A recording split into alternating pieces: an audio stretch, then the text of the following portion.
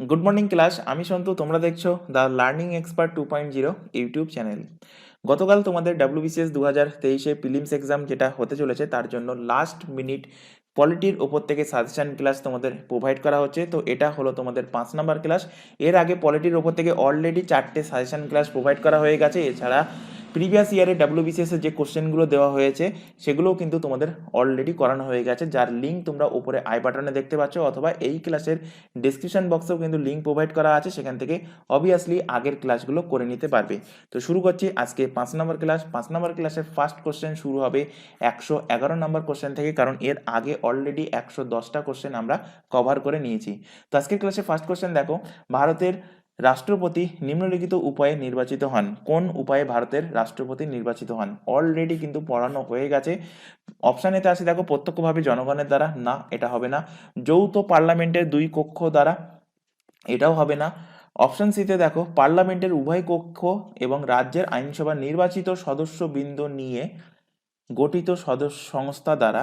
Option ডিতে আছে কোনোটা নয়। তো এখানে সঠিক অ্যান্সার হবে অপশন নাম্বার সি, পার্লামেন্টের উভয় কক্ষ এবং রাজ্য আইনসভা নির্বাচিত সদস্যবৃন্দ নিয়ে কিন্তু ভারতের যে সমস্ত সদস্যরা আছে ভারতের রাষ্ট্রপতিকে তারা নির্বাচন করতে পারে। তো এখানে একটুখানি ডিসকাস করে দিচ্ছি ক্লিয়ার করে। দুটো সদন আছে, একটা আছে রাজ্যসভা আর একটা আছে কি লোকসভা। আর স্টেটে কি আছে? স্টেটে আছে বিধান পরিষদ আর আরেকটা আছে কি বিধানসভা। তো স্টেটের বিধান পরিষদ রাষ্ট্রপতির নির্বাচনে অংশগ্রহণ করতে পারে না। শুধুমাত্র বিধানসভার যে সমস্ত ইলেকটেড মেম্বার, মাথায় রাখবে ইলেকটেড মেম্বার আছে, তারাই কিন্তু রাষ্ট্রপতির ভোটে মানে রাষ্ট্রপতির নির্বাচনে অংশগ্রহণ করতে পারে। এবং এর পাশাপাশি রাজ্যসভার টোটাল মেম্বার সংখ্যা কটা? রাজ্যসভার টোটাল মেম্বার সংখ্যা হলো 250টা, যার মধ্যে 238টা ইলেকটেড আর 12টা নমিনেটেড। একইভাবে লোকসভার টোটাল মেম্বার, টোটাল ক্যাপাসিটি কটা? Total capacity 545। এর মধ্যে 2জন অ্যাংলো ইন্ডিয়ান আছে।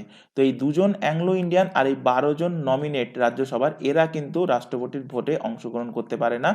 শুধুমাত্র যারা ইলেকটেড মেম্বার আছে রাজ্যসভা, লোকসভা এবং বিধানসভা থেকে, তারাই কিন্তু ভারতের রাষ্ট্রপতির নির্বাচনে অংশগ্রহণ করতে পারে। চলে আসো পরের কোশ্চেনে।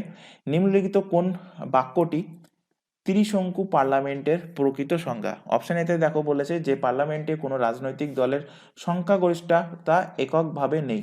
অপশন বিতে দেখো, প্রধানমন্ত্রী পদত্যাগ করেছেন কিন্তু পার্লামেন্ট ভেঙে দেওয়া হয়নি। অপশন সিতে বলা হয়েছে পার্লামেন্টের কাজের জন্য প্রয়োজনীয় কোরামের অভাব। অপশন নাম্বার ডিতে বলা হয়েছে কার্যক্ষমতাহীন পার্লামেন্ট। তো এখানে অ্যান্সার হবে যে পার্লামেন্টে কোনো রাজনৈতিক দলের সংখ্যাগরিষ্ঠতা এককভাবে নেই। অর্থাৎ সাপোজ ধরো কোনো রাজনৈতিক দল যখন ভোট হলো, সাপোজ ধরো লোকসভার ভোট হলো, তাতে কোনো রাজনৈতিক দল সংখ্যাগরিষ্ঠতা পেলো না, কিন্তু 2-3টে পার্টি একসাথে জোট করে, অর্থাৎ ত্রিশঙ্কু কিন্তু তাকে বলা হয়, যখন 2-3টে পার্টি একসাথে জোট করে তারা ক্ষমতায় আসে। তো একেই বলা হয় ত্রিশঙ্কু পার্লামেন্ট। তো অপশন নাম্বার এ এর কিন্তু সঠিক অ্যান্সার। এখানে কোরামের প্রসঙ্গ যেহেতু আসলো, কোরাম থেকে একটা কোশ্চেন দেয়, কোরামের অর্থ কি? কোরামের অর্থ যে কোনো একটা লোকসভার যে কোনো একটা মিটিং বা কোনো কিছু চালানোর জন্য টোটাল ক্যাপাসিটির, লোকসভার টোটাল সদস্যের 10% বা 1/10 যদি প্রেজেন্ট থাকে, তখন কিন্তু সেই লোকসভাটা বা রাজ্যসভাটা চালনা হয়। তো এখানে কোরামের কোশ্চেন দেয় যে কোরামের পার্সেন্টেজ কত, মানে কোরামের জন্য কত পার্সেন্টেজ সদস্যের প্রয়োজন। তো মাথায় রাখবে টোটাল সদস্যের 1/10% বা 10%। চলে আসো পরের কোশ্চেনে। 113 নম্বর কোশ্চেন, সুপ্রিম কোর্টের প্রধান বিচারপতিকে নিযুক্ত করেন কে? রাষ্ট্রপতি স্বয়ং, রাষ্ট্রপতি প্রধানমন্ত্রীর সুপারিশ ক্রমে, রাষ্ট্রপতি সুপ্রিম কোর্ট এবং হাইকোর্টের বিচারপতিদের সঙ্গে আলোচনা করে। অপশন নাম্বার ডি, রাষ্ট্রপতি আইন কমিশনের সুপারিশ ক্রমে। তো এখানে অ্যান্সার কি হবে? রাষ্ট্রপতি সুপ্রিম কোর্ট ও হাইকোর্টের বিচারপতিদের সঙ্গে আলোচনার মাধ্যমেই কিন্তু সুপ্রিম কোর্টের প্রধান বিচারপতিকে নিযুক্ত করেন। তো অপশন নাম্বার সি এর সঠিক অ্যান্সার। চলে আসো পরের কোশ্চেনে। রাজনৈতিক দলগুলো আঞ্চলিক অথবা জাতীয় স্তরের দল রূপে স্বীকৃতি প্রদান করেন কে? রাষ্ট্রপতি, নির্বাচন কমিশন, পার্লামেন্ট, না রাষ্ট্রপতি নির্বাচন কমিশনের সুপারিশে। রাজনৈতিক দলগুলোকে আঞ্চলিক অথবা জাতীয় স্তরের দল রূপে এই স্বীকৃতিটা কে প্রদান করে? তো এই স্বীকৃতি প্রদান করে নির্বাচন কমিশন, election commissioner. Option number B এর সঠিক অ্যান্সার। বর্তমান ভারতের ইলেকশন কমিশনারকে রাজীব কুমার হলেন বর্তমান ভারতের ইলেকশনার কমিশনার। চলে আসো পরের কোশ্চেন, জাতীয় দল রূপে স্বীকৃতি লাভ করার জন্য কোনো দলের অপশন এ 4টি অথবা 4টির বেশি রাজ্যে বৈধ ভোটের 10% ভোট থাকা আবশ্যক। তো এখানে কারেক্ট অ্যান্সার কোনটা সেটাই বলে দিচ্ছি। তো কারেক্ট অ্যান্সার হবে 4টি অথবা 4টির বেশি রাজ্যে বৈধ ভোটের 4% ভোট থাকা আবশ্যক। তাহলে কিন্তু সেই আঞ্চলিক দলটা একটা জাতীয় দল রূপে স্বীকৃতি লাভ করতে পারবে এবং এই স্বীকৃতি কে প্রদান করবে? স্বীকৃতি প্রদান করবে ইলেকশনার commissioner. Election commissioner, option B এর কারেক্ট অ্যান্সার। চলে আসো পরের কোশ্চেন, 116 নম্বর কোশ্চেন। নিম্নে বর্ণিত সময়গুলির মধ্যে কোন সময়ে ভারতের সংবিধানের জন্য গঠিত গণপরিষদের বিতর্কের মাধ্যমে ভারতের সংবিধান চূড়ান্ত করে? তো ভারতের সংবিধান নিম্নলিখিত কোন টাইম পিরিয়ডের মধ্যে লেখা হয়েছে সেটাই কিন্তু এখানে কোশ্চেনে জানতে চাইছে। তো এটা লেখা হয়েছে ডিসেম্বর 1946 থেকে নভেম্বর 1949-এর মধ্যে। কেন?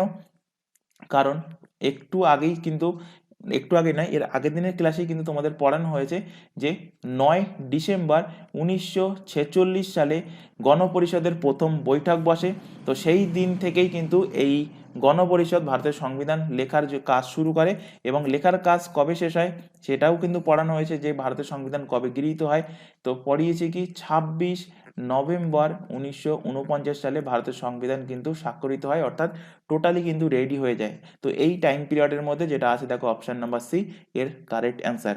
চলে আসো পরের কোশ্চেনে, ভারতীয় সংবিধানের কোন ধারা অনুসারে পার্লামেন্টকে পরিশিষ্ট বিষয়ের ওপর আইন প্রণয়নের অধিকার আছে? তো এটা দেওয়া আছে 248 নম্বর ধারাতে। অপশন নাম্বার এ এর কিন্তু সঠিক অ্যান্সার।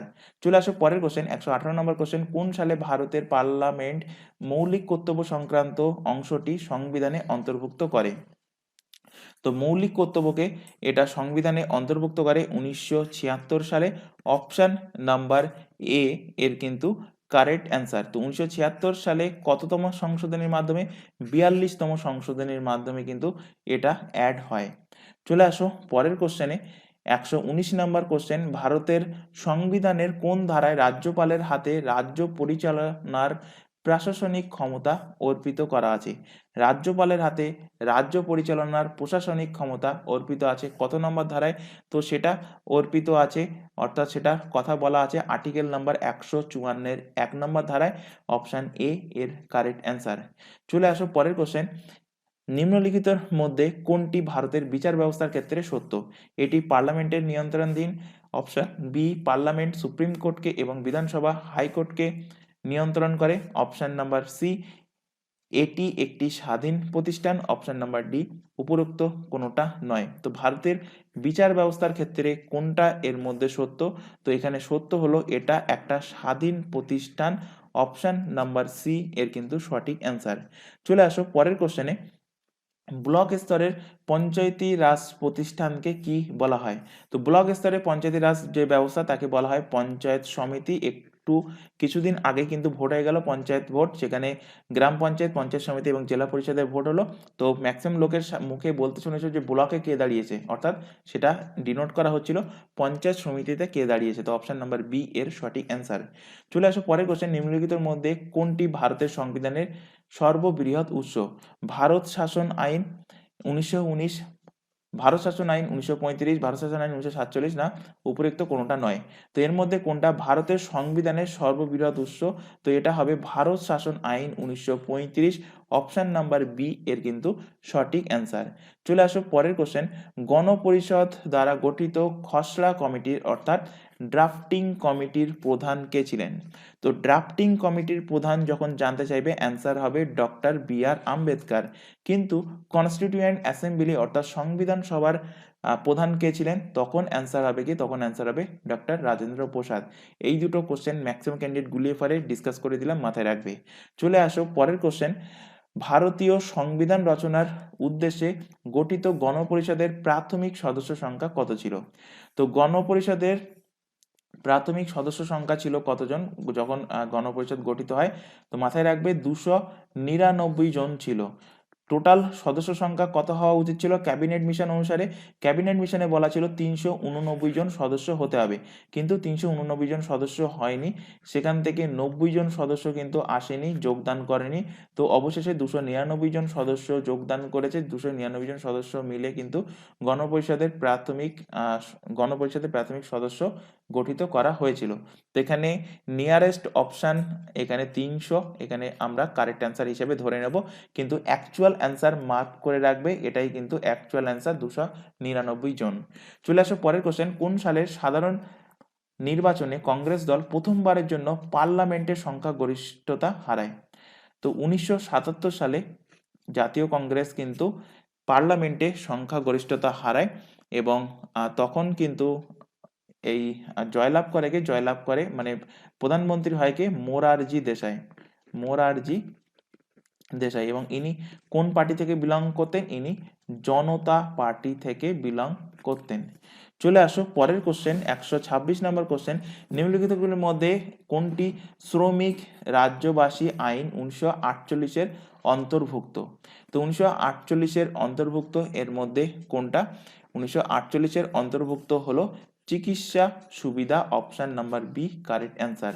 ভারতের সংবিধানের ড্যাশ নাম্বার ধারা অনুযায়ী অর্থ কমিশন গঠন করা হয়? অলরেডি কিন্তু পড়ানো হয়েছে, মোস্ট ইম্পর্টেন্ট কোশ্চেন মাথায় রাখবে। অর্থ কমিশন গঠন করা হয় আর্টিকেল নাম্বার 280 দ্বারা। মোস্ট ইম্পর্টেন্ট কোশ্চেন মার্কিং করে দিচ্ছি। চলে আসো পরের কোশ্চেন, ড্যাশের ইচ্ছা অনুযায়ী কেন্দ্রীয় মন্ত্রিসভার সদস্যগণ নিজ নিজ দপ্তরের বহাল থাকেন? রাষ্ট্রপতি, প্রধানমন্ত্রী, লোকসভার অধ্যক্ষ, না ভারতের সুপ্রিম কোর্টের প্রধান বিচারপতি? তো অ্যান্সার হবে কি, প্রধানমন্ত্রীর ইচ্ছা অনুযায়ী কেন্দ্রের মন্ত্রিসভার সদস্যগণ নিজ নিজ দপ্তরে বহাল থাকেন। একইভাবে যদি কোশ্চেনটা স্টেটের ক্ষেত্রে দেয় তখন কি হবে? তখন অ্যান্সার হবে সিএম অর্থাৎ চিফ মিনিস্টার।